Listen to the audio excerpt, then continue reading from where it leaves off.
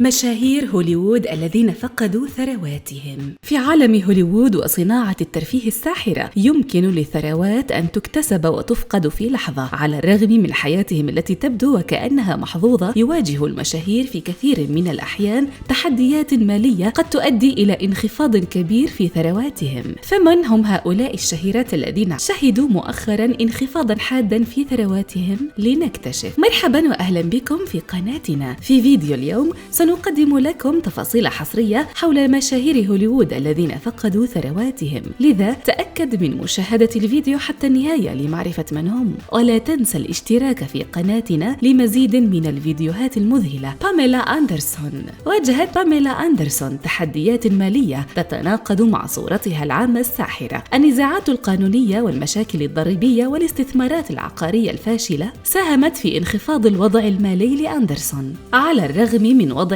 كممثلة ناجحة، إلى أن معاناة أندرسون المالية تسلط الضوء على أهمية الثقافة المالية. كاني ويست. يعرف كاني ويست بمساهمته الرائدة في صناعة الموسيقى وعالم الموضة، وكانت أزماته المالية مشهدا علنيا. على الرغم من نجاحه في يازي، إمبراطورية الأحذية الرياضية التي تقدر بملايين الدولارات، إلى أن مغامراته في السياسة والتصريحات المثيرة على وسائل التواصل الاجتماعي أثرت على صورته العامة وجهوده التجارية. بالإضافة إلى ذلك، طلاقه من كيم كارداشيان أعقبت وضعه المالي. تجمع هذه العوامل معا أدت إلى انخفاض ثروة ويست. ليندزي لوهان. كانت ليندزي لوهان نجمة صاعدة في صناعة الترفيه، لكن مسيرتها المهنية تدهورت مما أثر على استقرارها المالي. المشاكل القانونية وفترات العلاج الطبي ونقص الأدوار السينمائية الكبيرة ساهمت في سقوطها من نعمة هوليوود. صراعات لوهان مع إدمان المواد الكيميائية والقضايا القانونية أسفرت عن تقليل صورتها العامة وعدم وجود فرص كثيرة في الصناعة. نيكولاس كيج.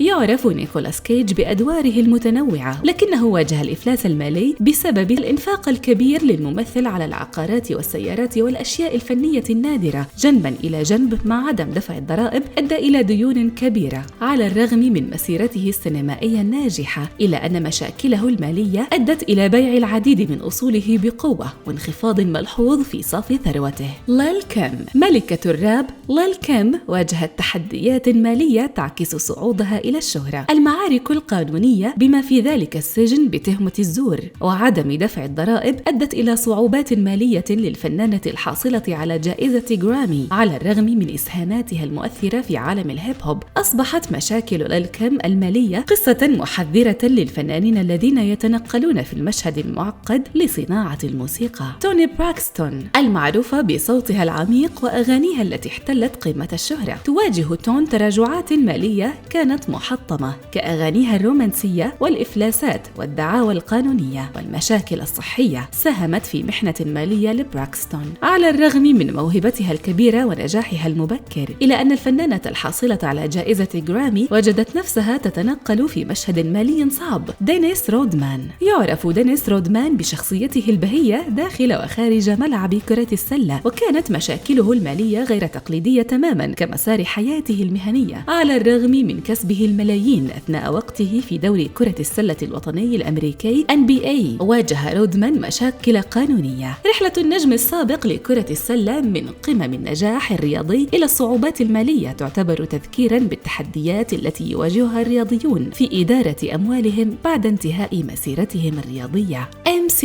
هامر. شهد صعودا هائلا للشهرة مع أغانيه الناجحة مثل You Can't Touch This، ومع ذلك أدت حياته الباذخة وسلسلة من المشاريع التجارية الفاشلة إلى الإفلاس. فرقة هامر الضخمة وأذواقه المكلفة ومحاولاته الفاشلة لدخول صناعة التكنولوجيا أدت إلى الإفلاس، على الرغم من نجاحه الأولي. باختصار، قصص هؤلاء المشاهير تعتبر تذكيرا صارخا بأن الشهرة والثروة في صناعة الترفيه يمكن أن تكون زائلة على الرغم من مواهبهم الهائلة ونجاحاتهم السابقة، فإن المشاكل القانونية والقرارات المالية السيئة والتحديات الشخصية أدت إلى انخفاض كبير في ثرواتهم. ما هي أفكارك حول هؤلاء المشاهير الذين أصبحوا مفلسين الآن؟ هل تعرف عن شخصيات عامة أخرى واجهت خسائر مالية في السنوات الأخيرة؟ شاركنا آراءك في قسم التعليقات أدنى.